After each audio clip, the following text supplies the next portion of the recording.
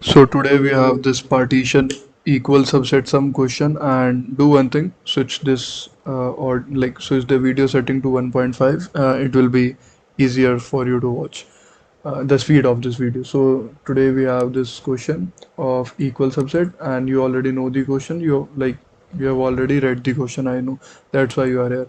And in this also, I'll not discuss the deep down intuition, but moreover, I'll discuss this code, which like a running code I'll discuss, because intuition you will be getting everywhere on the internet how to do. And I've already discussed the intuition of this problem and also three other problem which are related to this, and the link will be in description. I don't know, if not then go and find on my channel, it will be there. So intuition I'll not discuss in the depth, but I'll rather trace the tree of this recursion because it's important. So let me just here's our input, and nice, now we do not have our input. Here's our input, which is now. Let's trace this thing first. You already know what you need to do. You are given this array and you need to find if it can be partitioned into two equal sum or not. Sum of this array is 22. So you need to find if you have 11 and 11 on both the side. Visually seeing you can see yes there are, but computer do not use eyes, they use brains, unlike you. Okay, leave this. Let's start tracing the tree, and let's start with 1. We have 1, either we can include it or we can exclude it. Let's include it. Earlier we have sum which we need to find is 11, because if we can find the half then the other half is already 11, very obvious thing. So the sum is 10, sum is 11 here, and once we have included 1 our sum changes back to 10. Then we have 5, either include or exclude. Let's include it. Okay, no worries. After including 5, we have our sum equals to 5. Now we have 11. So in 11, either include or exclude it. Let's include it. But after including 11, our sum goes back to minus 6, which is minus 6 is less than 0. So if our sum dips down to 0, then it's a base condition and we need to return 0 or we need to return false, that no, we cannot find a sum which was equal to 11. Okay, so what we saw here, including 1 5 11 is not our answer. No worries, we'll go back. uh, we'll go back and we'll exclude 11. Okay, let's just exclude 11. After 11 we have 5. Either we'll include 5 or we'll exclude 5. Let's just include 5. Just remember that on 11 we have sum equals to 5. So once we have included, let me just erase this base condition from here. Yeah, this condition is either 0, either return 0 or return false.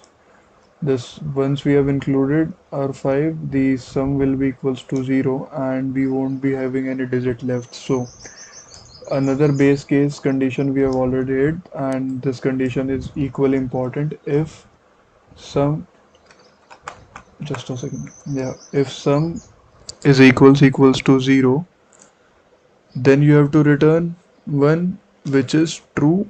That true is like yes, a partition exists in which it can be partitioned into two parts, so true or return 1.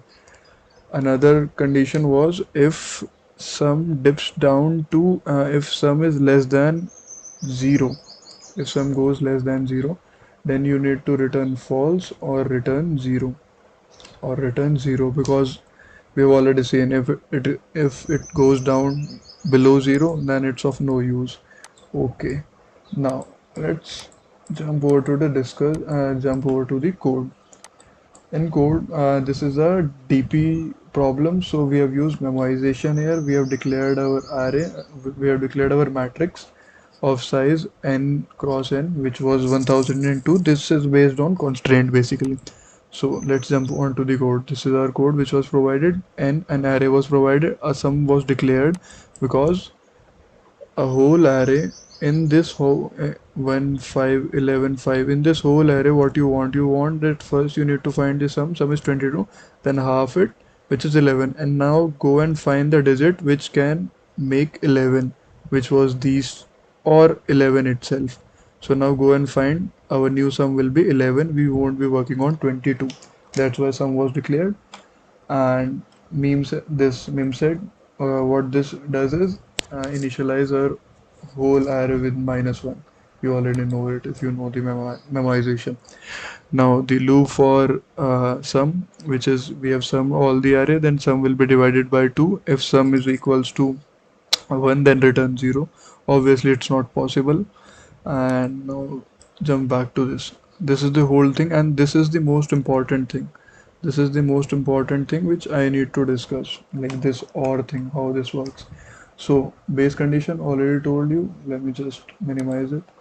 Base condition already told you, if equals to 0 return 1, if equals to 0 return 1, if I is greater than or equals to n and sum is less than 0, already told you sum is less than 0, then also return 0.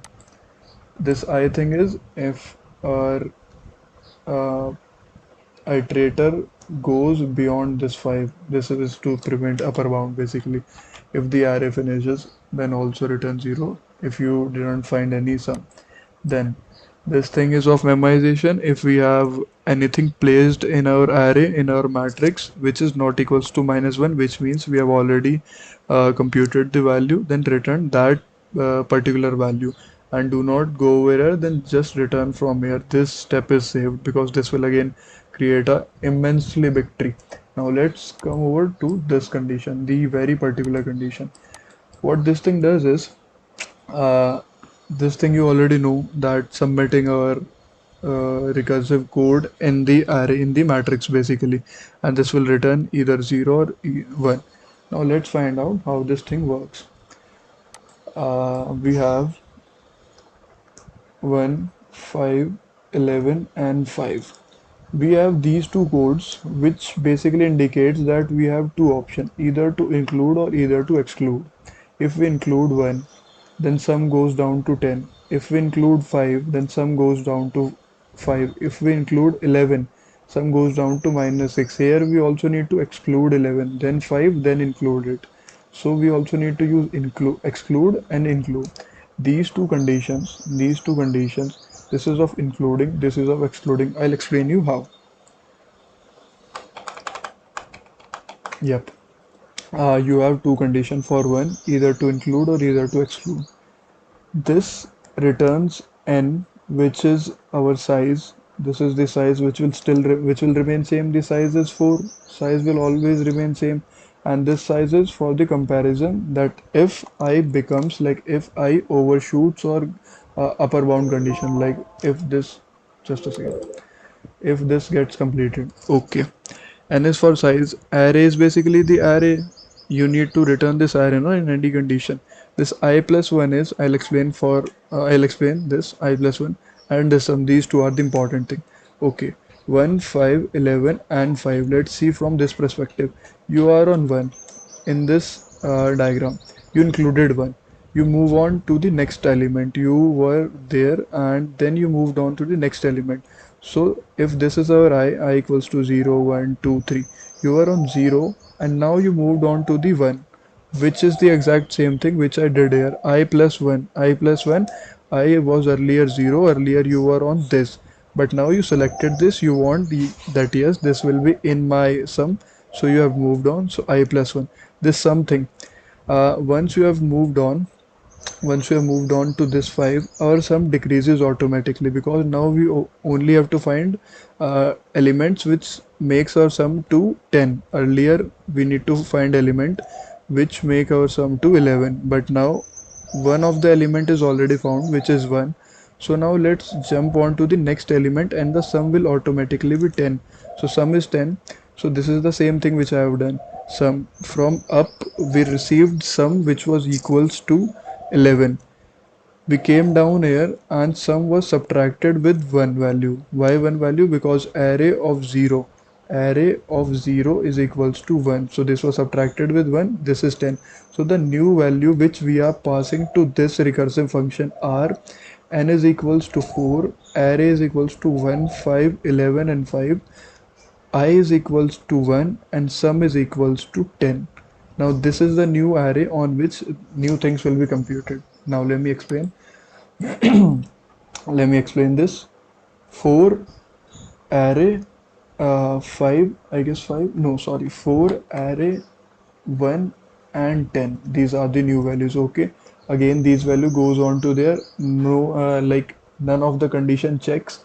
It checks that like if you have t0 and t sum, which is t I and t sum equals to 10. If you have some value present over there, then it will return. Obviously we do not have any value present over there, so it will just jump onto this. Okay, now return again, same thing, solve condition is called, and this array n array, which is 4 array 1 and 10, is passed again to the recursion, but there's a little change. This 1 is changed to 2 and this sum is changed to 10 minus 5, because we have 1 5 11 and 5. We have included this value, we have included this value also, so the value changes to 4 array, sorry, 4 array 2 and 5.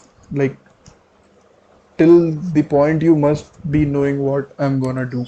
Like you must be getting the intuition.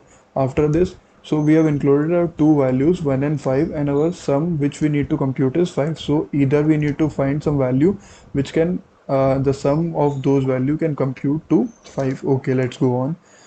4 array 2 and 5. Next iteration will be, sorry I wrote that again. Next iteration will be 4 array 3 and minus 6, because now sum we have is 5, but next element which is waiting is 11. So you subtracted sum minus 11, this thing, sum minus the current element, you subtracted, and this goes to minus 6. So now this minus 6 gets returned to this position, and it get caught here because sum is less than 0. Sum is less than 0, yes, sum is negative, so it will return 0. That this is not possible by including 1 5 and 11. This is not possible to find a sum equals to 11. This is what it is saying basically.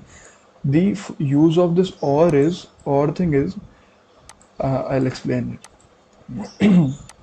The use of this or thing is, 1 was included, okay, no worries. 5 was also included, okay, no worries. Sum was 10 and sum was 5. This was also included. But now once 11 is excluded, because we know here we'll have minus 6. When 11 is excluded, this this recursive loop will come into play. How? Because if you have included the 11, you do not have to subtract anything from your sum. The I will change, obviously I'll change, because now you are not considering 11 in 1 5 11 and 5. You consider this, you considered this, but you did not consider this. So I was 0 1 2. Now I will also be positive, like I'll also get increment. So this I plus 1 won't change, this array won't change, this n thing won't change. The only thing which will change is sum, because if you have included 11, you must have decrease the sum minus 11, but now we are not included 11, so sum will be as it is. That's why this or condition is there, and the benefit of this or condition is, I'll explain you this. After excluding this 11, we have 5, and we still have sum remains equals to 5. So either we have to include it or exclude it. Okay, let's include it. After including it, we do not have any value, but our sum is equals to 0, which means this is our one of the potential answer. 5 5 and 1, this is our potential answer. So once s is equals to 0, s is equal sum is equals to 0, we need to return 1. And how that is possible? This 1 will be returned here, but this thing returns 0. Understand this. This thing returned 0 because this was going to the way 1 1 1 5 11 1 5 11. This, like there are two solve condition. Now this solve condition was going this way, and this was resulting to minus 6. But this thing is going 1 5 skip and 5 this way, and this is perfectly resulting into sum 0, which means the sum will be 11 of these three number, which you can confirm, yeah, that's 11. So remaining digit should be 11, which is 155 is half of the partition. Remaining is obviously 11, which is 11 only from our array. So this OR condition is used to exclude the element, this excluded. Now the basic OR which you must have learned in maths is if it's 0 and if it's 1, so OR condition will return 1. These both need to get 0 if you need to return that there is no possible values. Like for example, if I'll just write some random 99, 1 and 12. Now I'll say divide it into two portions such that both the portions get equal value. No way is possible because either you'll divide this, or you'll take this, blah blah, take anything. This is not possible. In this, the second OR value will be called and no number will be included. Then this will come into play. You'll get this. If you have followed, like, if you have followed quietly, you must have you might be getting all this, because solve function, what this function did is this just exclude the element, this just exclude, and this thing includes the element. So there are many ways of going. Like from this, either you include or you exclude. Like just imagine this is my array, including, excluding, include, exclude, again include, exclude. So by using this exclude function, you can achieve this. And once either this returns 1 or this returns 1, either of them return ones for a while, and this will be our answer, because this return will eventually return 1, that yes, it is possible, by some manner it is possible. So that was a pretty vague video, but it's for my understanding. So if you have watched till here, I know no one will, but this was pretty vague, I can assure. क्या था यार ये